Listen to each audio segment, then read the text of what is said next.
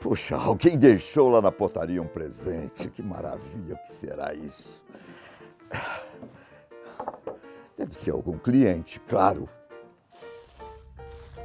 Hã? Como assim? Uma boneca? Por que alguém deixaria uma boneca para mim? Coisa estranha. Bom, fica aqui. Muito estranho. Você tem alguma boneca ou boneco aí na sua casa? Pode ser super-herói, personagens de desenho, não importa. Tem ideia do que ele faz quando não tem ninguém em casa?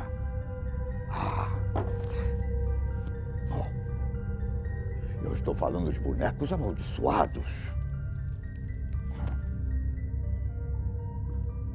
Que conversam com as pessoas com uma voz grossa. Bonecos que te atacam e que não podem ser destruídos. Eles existem. E eu já ouvi histórias que me tiraram o sono. E agora mais essa.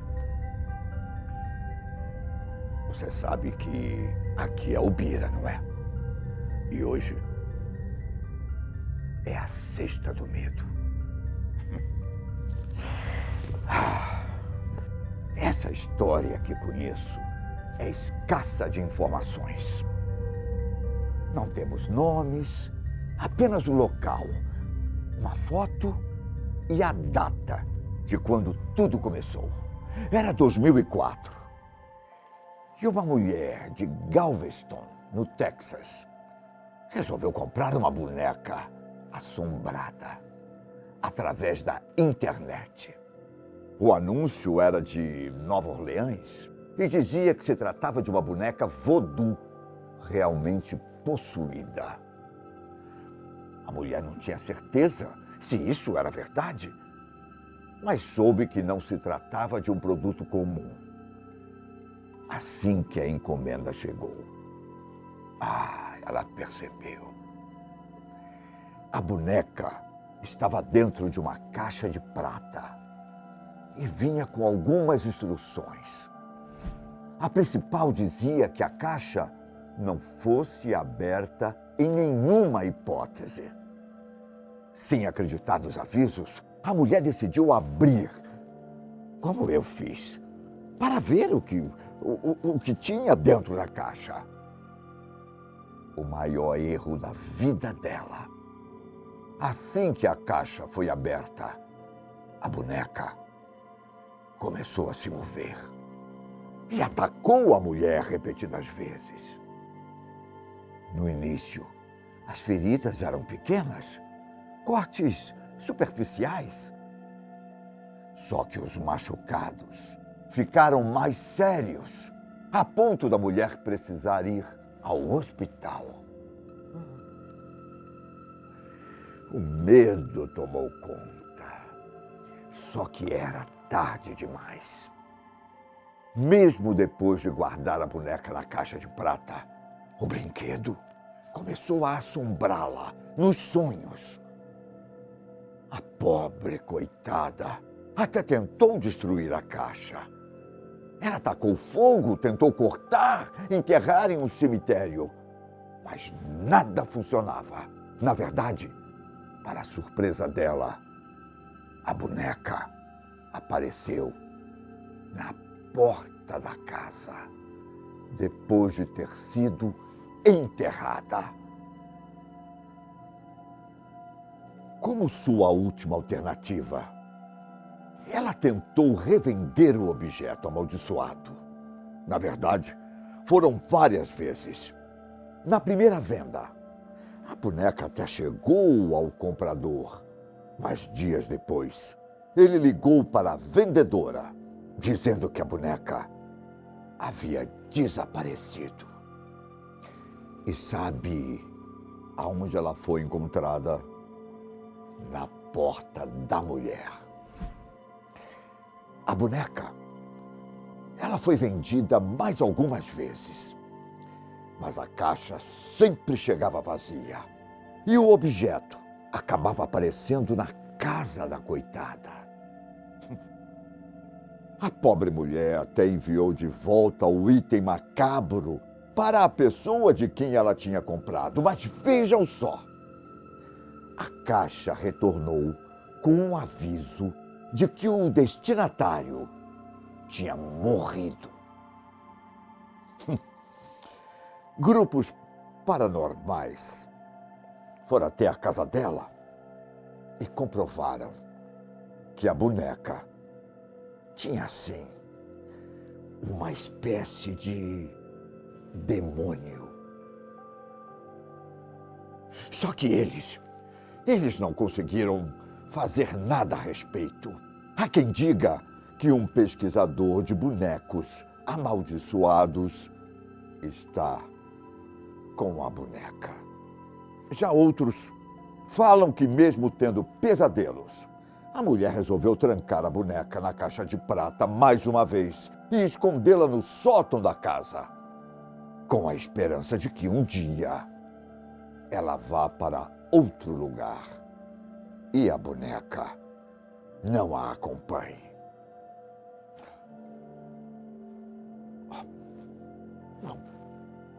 Como ela veio parar aqui?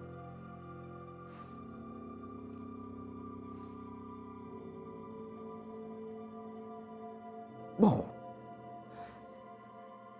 se a mulher resolver vender a boneca, vocês gostariam de comprá-la? Estranho, muito estranho.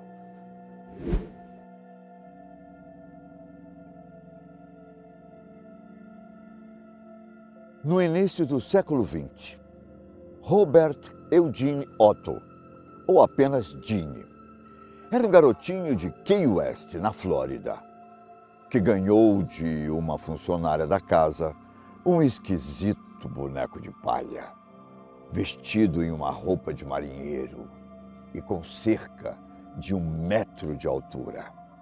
O menino gostou tanto do presente que até o nomeou como Robert, seu próprio nome. Eles estavam sempre juntos. E em pouco tempo, coisas estranhas começaram a acontecer. Tanto a família quanto os empregados costumavam ouvir Gene conversando em seu quarto com o boneco. E enquanto ele falava com a voz de criança, ele mesmo respondia, só que com uma voz grossa, que não parecia em nada com a dele. Algumas vezes, os pais de Gene acordavam no meio da noite com uma gritaria assustadora, vindo do quarto da criança. Ao chegar no cômodo, os móveis estavam todos bagunçados e Gene dizia que o boneco era o responsável. A família tinha lá suas dúvidas, mas afinal já tinham escutado o brinquedo rindo pela casa. O que eles não conseguiam explicar. Os vizinhos chegaram a dizer que quando a família viajava, o boneco aparecia nas janelas da casa, com feições bizarras no rosto. Com o tempo, o brinquedo foi para o sótão e só foi tirado de lá quando os pais de Gene morreram. E ele, que havia se tornado um artista, herdou a casa. Outros relatos ainda falam que a esposa de Gene ficou louca quando se mudou para a casa e que o próprio artista teria encontrado seu fim ao lado do boneco.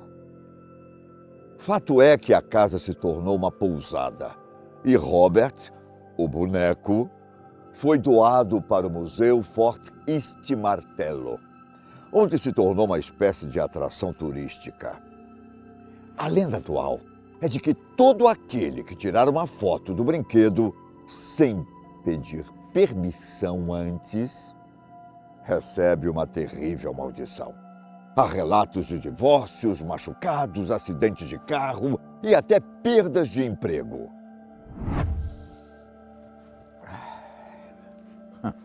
Muito estranho esse boneco aqui. Fica aí. Outro boneco que fez muita gente perder o sono foi aquele bochechudo. Se a sua infância ou adolescência se passou nos anos 80 ou 90, é provável que você tenha vivenciado a história envolvendo o boneco fofão. Inicialmente, muito antes das aparições na Carreta Furacão, o personagem era interpretado pelo ator Orival Pessini. E não demorou muito para cair no gosto popular, quando surgiu no programa Balão Mágico. Tudo parecia normal. Só que, em um dia como o outro, parece que um dos bonecos quebrou bem na região do pescoço. A mãe da criança foi investigar e encontrou nada mais, nada menos do que um punhal conectado à cabeça.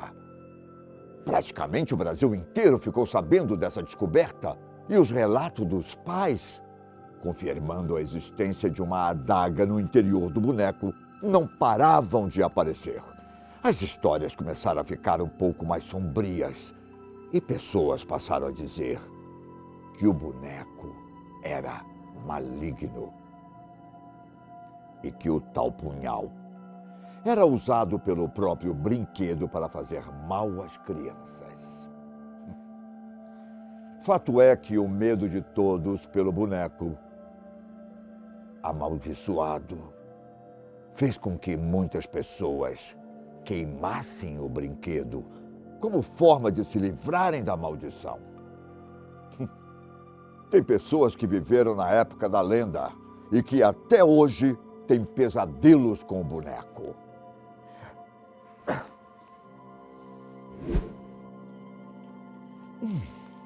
Tem um russo, Anatoly Moskvin, que foi preso na cidade de Novgorod, onde morava. Olha só. Ele é um historiador e professor. Em 2011, foi acusado de profanação de cadáveres.